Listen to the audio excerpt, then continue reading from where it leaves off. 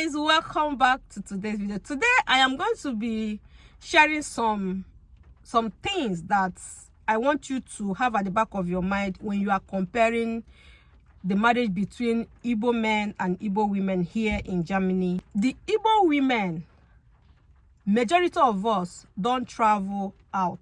Like, if you check the percentage of Igbo women, single Igbo women that actually came on their own to Europe or to America, is very, very little compared to Kenyan women that came here to Europe or to America. Majority of the Igbo women that you see today in diaspora, they were brought by their husband. We call them DHL. Please, oh, I'm sorry to use that word. It's one woman that's always using that word on Facebook. It's one lady that's always saying that she's a DHL wife. Okay, sorry, that is a joke. That was a joke anyway. So majority of these Igbo women were actually brought here. They were brought to America, they were brought to Europe, Germany, everywhere. The majority of, like 80% of women like that, they were brought, actually married in Africa, married home culturally and traditionally and everything. Then they bring them here. Now, when it comes to Kenyan women, majority of Kenyan women actually traveled either to study or they came here through what is known as au pair. They came here through other means. They came here a majority of them actually came here to study. Okay. And majority of them also got married to foreigners in their countries, and they also came as a wife. But majority of them came here to study. And majority of them came on their, so many of them came on their own. So this is the difference between an Igbo woman in diaspora or in Germany and the Kenyan woman here in Germany. So let us look at this way. Someone brought me to Germany and I was under the pressure. When you come, you don't know German, you don't know, you cannot walk. Some of us came, or some Igbo women came, they started having children, they could not integrate into the society, they did not go to school immediately, they have to build their family because they came as a wife. Okay, so some of them went through what I will call very difficult time.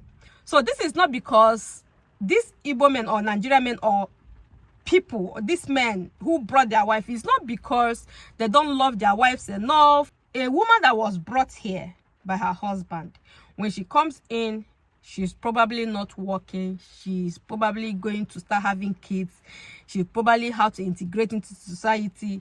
Integration between someone that was brought here, especially in Germany, and someone that came on her own or came as a student is different. You can't go to club, and there are people you cannot interact with. There are so many things that you cannot, there are so many places that you cannot be able to go to. There are so many things you are not able to do because you are bounded by that man. And some of our Igbo men, some of our Igbo men here, when they bring the woman to Africa, you cannot tell the story of what those women. I can't stand here.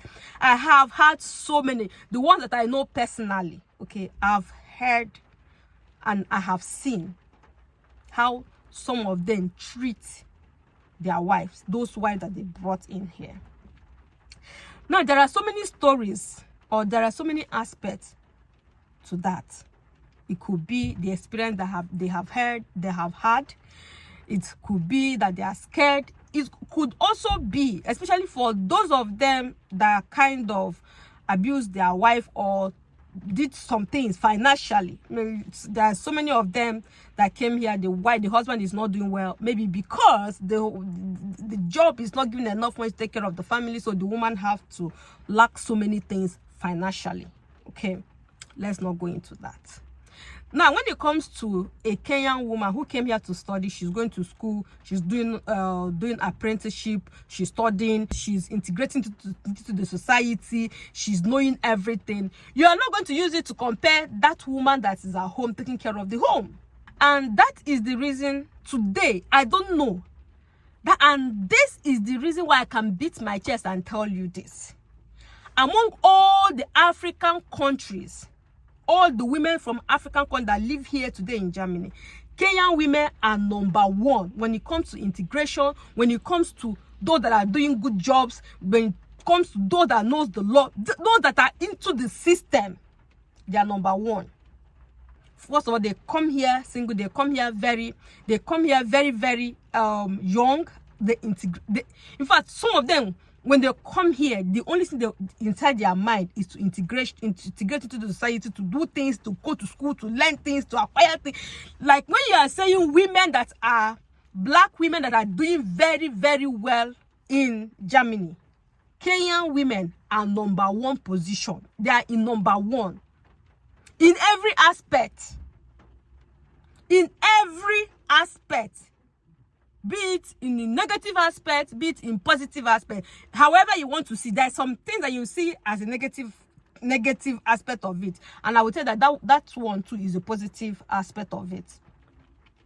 Like, you can see that a woman that does not want to settle down, this woman, she doesn't want to settle down. She just say, please, I don't want to get married, I don't want to have kids, I want to do this. As an African woman, you might see it as a negative thing. It depends on how you're seeing. It depends on the eye that you're using to see. Yeah, you might be using one eye to see it, and me, so I'll be using this kind of eye. And sometimes you can be using these two eyes. I cannot. Sometimes you'll not even be seeing. You'll just be thinking it inside your head. No matter how we are going to think about it, this is it. Kenyan women are number one. They are top one. I'm telling you the truth. I'm not saying that Nigerian women are not doing well. I'm not saying the Igbo women are not doing well. I'm not saying that other women, they are not doing well.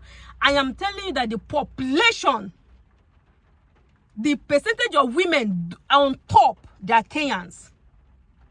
So it's not only their body they bring into the table when they go into a marriage with a Nigerian man, no, or Igbo man, no. It's not only their body. So they bring something too. Or what ego, they also bring finance, they also contribute financially. Now, this is it. If an Igbo man should marry such woman, he will know how to treat her. He will not treat her anyhow. You will not, there's so many things there's so many stress, there's so many things that will be cut off.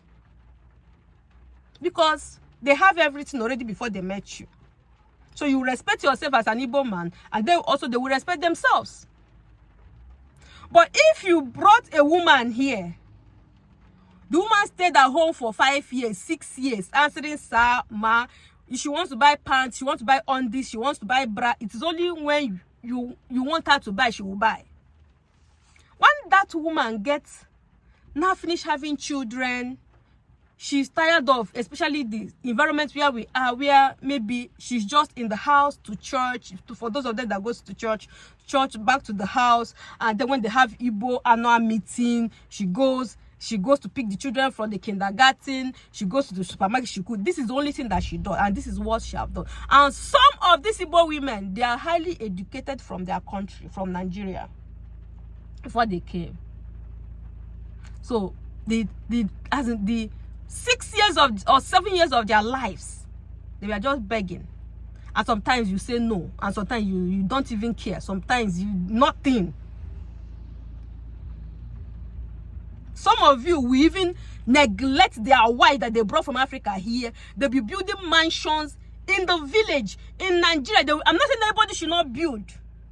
But you will see that your wife is looking tattered. You will see that your children are not doing well. They are starved of good things of life. But the only thing on your head is the project that you have in Nigeria. And now, after 6 years, that woman has been liberated. She has said, okay, I'm not having kids again. I want to go back to school. She went back to school. She learned. She fought. She kind of went out there and she did things for herself, and she starts working. Maybe she went to school and she now starts working. She now starts earning her own money. And you want to still come and become a god on top of that money. Please, Kenyan women, judge this. If you find yourself in that situation, what will you do? Will you agree? If a Kenyan man married you as a Kenyan woman, bring you here to Europe or any other part, and he did not treat you well, he didn't take care of you, you were starved, you were financially not satisfied in every area of your life, and then all of a sudden after 6 years or 7 years you get that freedom, please will you stay? And you get the freedom and the man will not respect himself and mind his, like, just leave you so things can, he still wants to rule over you, he still wants to rule over that money that you're earning, telling you you cannot do this, cannot do that, you cannot do this, cannot do that. You should judge this thing. So this is the difference between Igbo women and Kenyan women when it comes to marriage here in Germany. So you see that the both women are coming from different angle. They are coming from different journey. So you can't even compare the two. No matter how you want to see it.